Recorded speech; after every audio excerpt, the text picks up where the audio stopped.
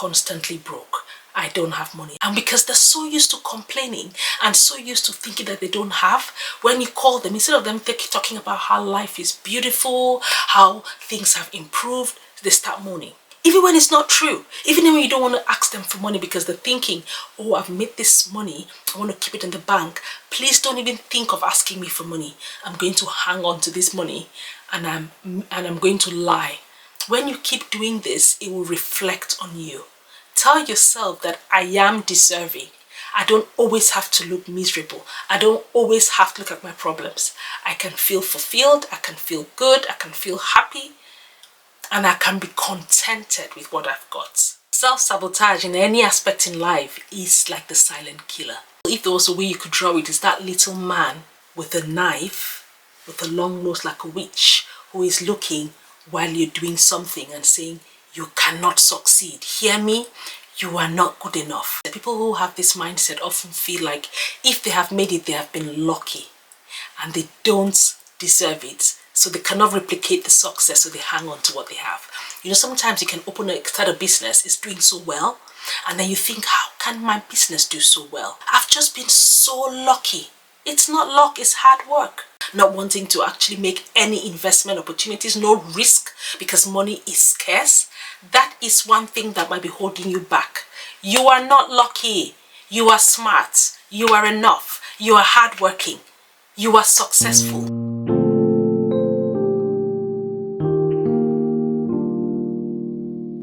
Poverty mindset is what is holding you back.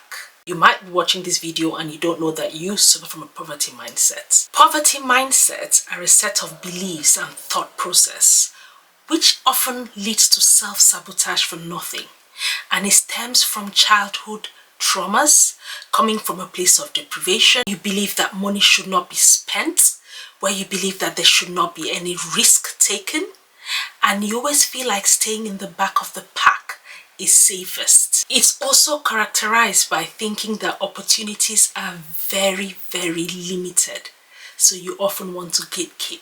Early childhood memories and very hard times growing up, and that can also come from societal conditioning.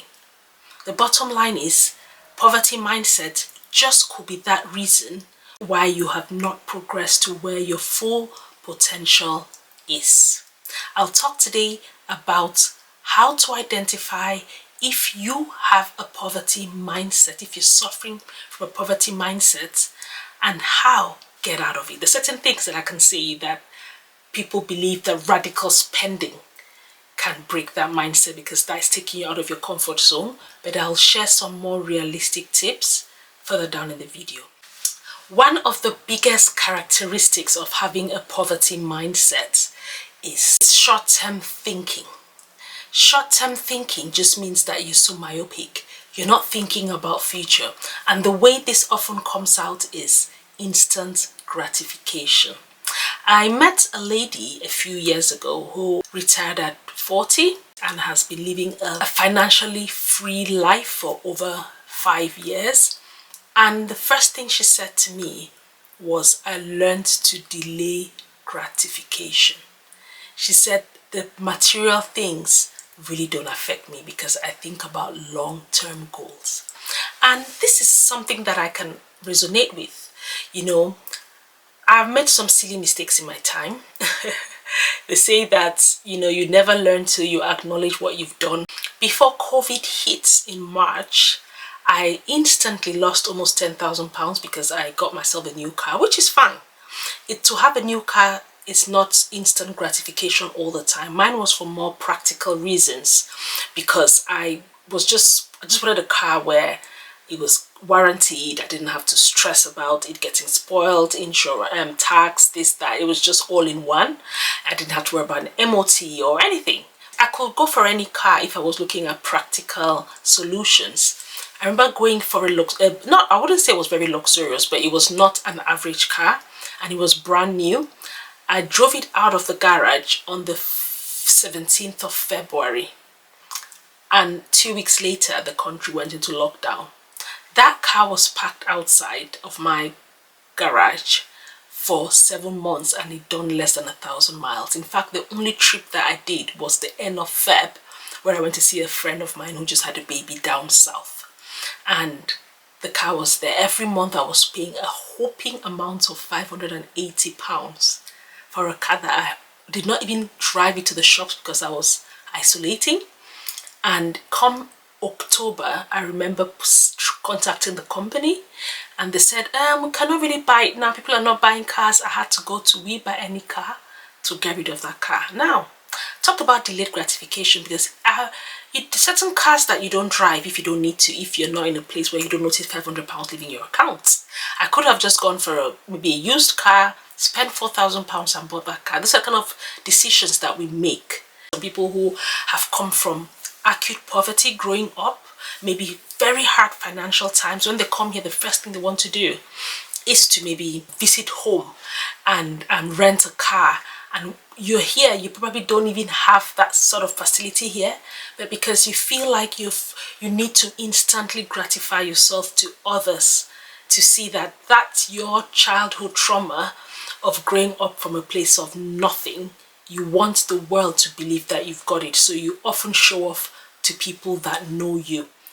The next characteristic is the scarcity mindset. This is extreme. We've come from instant gratification now to scarcity. You feel like money is scarce. You cannot have money. So you don't believe that you can break the chain of poverty. You've seen your grandmom, you've seen your mother, you've seen your grandfather, you've seen generations struggle, and then suddenly you are in a place of abundance, but you still hang on to the fact that money is scarce, you will never have it, and you don't have it. Just that thought alone is disabling. Thinking that you don't have it. When you think that way, even when you have it, you cannot appreciate what you have. If you can afford the necessities in life, you should remember that you're not from a place of lacking. You're in a good place, and money is in abundance. It's not scarce at all. You have to break that thought in your mind first and foremost. Another major problem is the lack of self-worth or self-belief. You believe that to struggle is the norm, that everybody needs to struggle, and not having is acceptable. You don't even want to try for more. You can have opportunities right in front of you, but you want to take the harder route. I'll give you a good example. A lot of people years before will go into the US and they just believe that they need to be nurses. They believe that they need to take the route everybody's taking because they don't feel like they're worth anything. They feel like even if they make the money, they have to toil so hard. There are different routes or there are different ways to skin a cat, they say, right? So why do you always think that you need to take the difficult routes? Because there is no self-belief, there's no self-worth. You feel like struggling is what you have to do. And even when you're blessed enough to have it, you still hold the pennies, you still hang on to as much as you can hang on to, because you feel like if you do that, the resources will be depleted and it'll go away. That's another big characteristic of people who have a poverty mindset. There are different reasons why people are frugal. But if you have this poverty mindset, you're scared that if you spend money, you'll return to where you've come from. So you decide to keep it and not spend it. I have an example of somebody who I know. She's passed away, may her soul rest in peace. And she was very, very unwell, but would not spend money to buy her medication she needs or eat decent food because she felt like, I have suffered all my life. I want this money to be there, so I'm scared to spend it. And then she ended up passing away, leaving all that. And guess who the benefactors are? Kids who have not done anything to deserve it. Before her body gets cold, the money all goes because the generation after her, probably don't share the same mindset. But you toil so hard in your life and you end up living a miserable life because of the poverty mindset. It really might be the difference of what you're going through in life. Ask yourself, do you think that you fall under any of the characteristics I've just shared? And if you do, stay on to see how you can best break this cycle and start living a much more fulfilled, successful, happier, realistic life. The first thing I'll say for you to break out of this is start thinking of money different. Money is not human. Money doesn't know who you are. Money doesn't discriminate because you're black, white, yellow, from this family to that family. Money is abundant. Money will not be scared to come to you because you have never seen it. It doesn't have that sort of power. Changing the mindset is key to breaking this circle of poverty mindset. But just thinking about money as a non-human, as a breathable thing will help you to a large extent. Next thing is start to live in the present. Forget the past.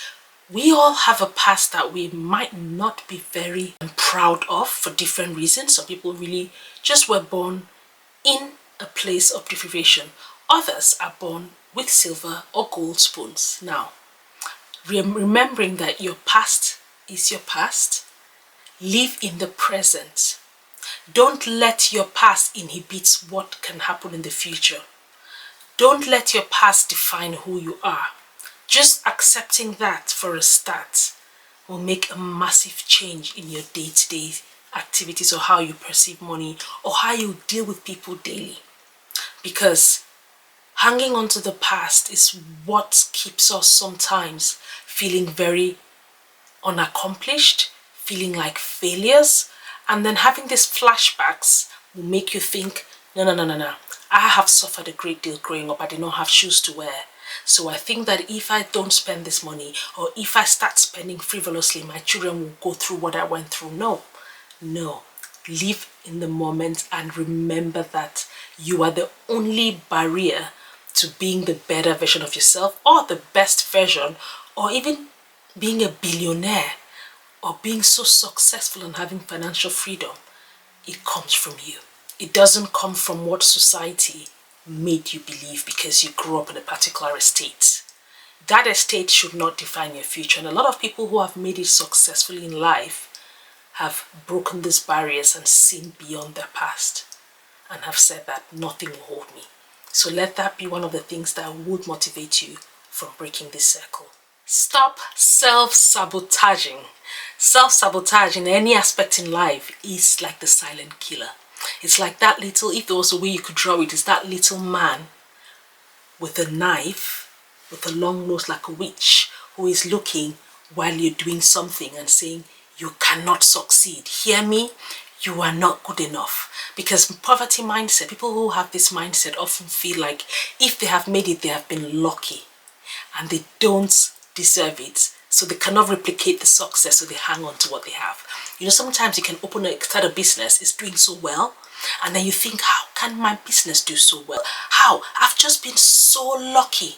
It's not luck, it's hard work. So you need to stop always thinking that I've been lucky, I can never replicate this, so let me just hang on to what I've done, or let me even stop doing what I'm doing, because if I try it again, I'll lose money. This is where the characteristics I talked about, not being able to replicate success, not wanting to actually make any investment opportunities, no risk, because money is scarce. That is one thing that might be holding you back. You are not lucky. You are smart. You are enough. You are hardworking. You are successful. You are ambitious. You are intelligent. You are a go-getter. Stop the self-sabotage. Break out of it. That's the only way that you get success. I hope that I have made this point strong enough, because I feel like I'm talking very passionately, because I think this is something that I 100% relate to, because I have been doing this to myself over and over. When I'm about to break through something big, self-sabotage comes in. And I'll share in a different day some of examples that knocked me down, and I wish that I did not do what I did. I always say that this is my channel where I give back and I try to educate my younger self things that I could do different. So please stop all of the self-sabotage. You're not lucky, you are successful. Some people just don't believe that they can treat themselves to a holiday, a nice retreat for nothing. They feel like, what? Who am I to go for a nice retreat? They might have the resources, the money, but they look at a map, and there are certain places that they could live in, but they think, how can I be from poverty and deserve to live in that estate? No, no, no, no. I'll keep the money away for that time that things will be bad, and I'll live where I come from, because I don't think I've gotten to that point where I deserve the best. They don't think that the wellness, the health, their appearance matters, because they keep looking at themselves like they were before. They look at the mirror, they look at an accomplished person, but they still don't feel like this accomplished person deserves the better things in life. They think that all they deserve is to stay down where society has placed them, where the families have come from, and they cannot break into another echelon of society. And again, this is societal pressures, these are societal conditioning that makes us feel this way.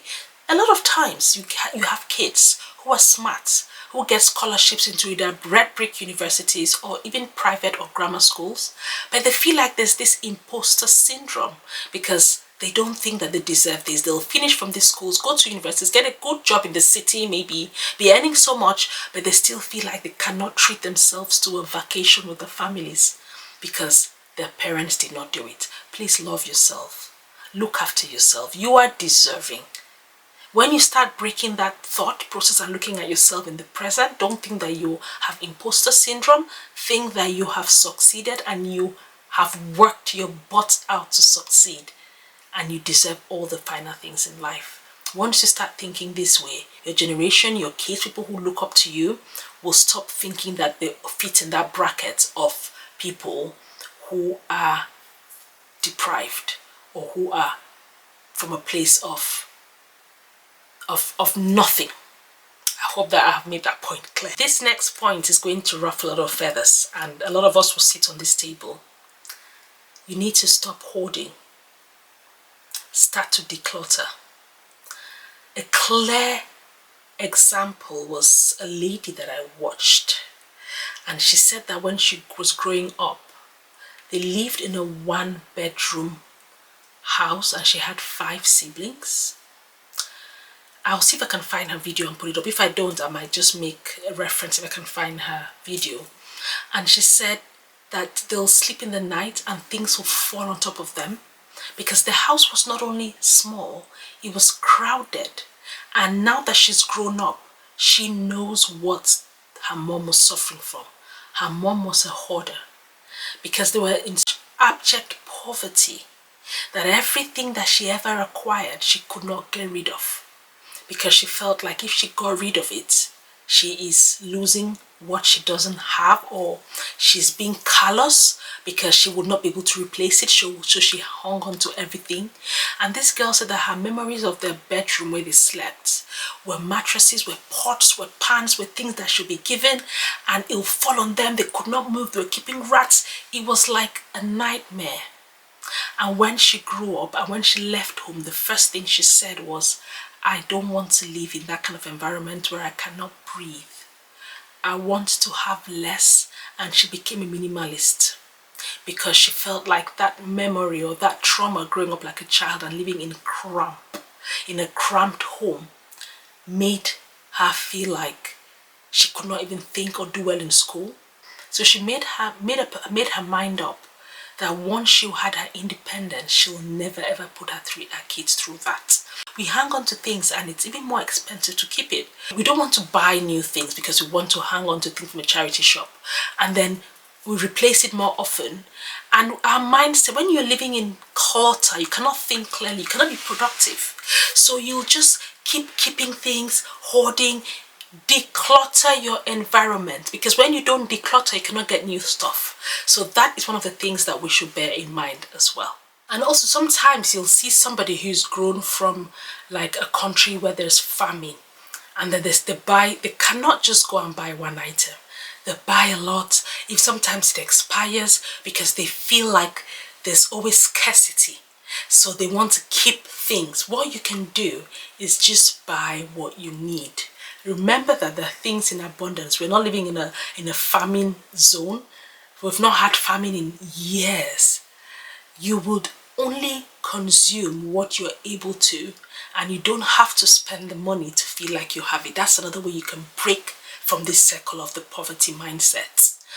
And lastly, I know I talked about a radical approach. People think that if you become very, very generous and start giving a lot of money, it might just make the difference. You are able, some people think, to become like a philanthropist or to start giving, then you have broken that circle, and it's the quickest way to stop feeling that money has to be hung onto, and that to think I'm constantly broke, I don't have money. I have people who are okay, and because they're so used to complaining and so used to thinking that they don't have, when you call them, instead of them talking about how life is beautiful, how things have improved, they start moaning. Even when it's not true, even when you don't want to ask them for money because they're thinking, oh, I've made this money, I want to keep it in the bank. Please don't even think of asking me for money. I'm going to hang on to this money, and I'm going to lie. When you keep doing this, it will reflect on you. Tell yourself that I am deserving. I don't always have to look miserable. I don't always have to look at my problems. I can feel fulfilled, I can feel good, I can feel happy, and I can be contented with what I've got. If you found this video helpful, and if you think that I've missed out some points, tell me what other characteristics that do people have with the poverty mindset. As an immigrant, a lot of us suffer from that in this part of the world where there is a lot more abundance, and we tend to hoard, we tend to still be miserable, and we don't think that we're deserving to spend money on ourselves. If this is you today, please make this little change. It will make a difference long term. And I have also done a video as an immigrant on how to spot when you have a toxic fuel to succeed, which is a characteristic is poverty mindset. So if that video interests you, I'll put the video here. It will help you. It's quite related to this topic, and I think will benefit you from watching. So thanks again, and if you liked this video, give us a like, consider subscribing, and if this is the first time that you've come across one of my videos, my name is Lulu, and this is Lulu Diaries, where I share ideas, stories, and things that I'll tell my younger self to teach and advice that will make a difference. Thanks again, and I'll see you in my next video.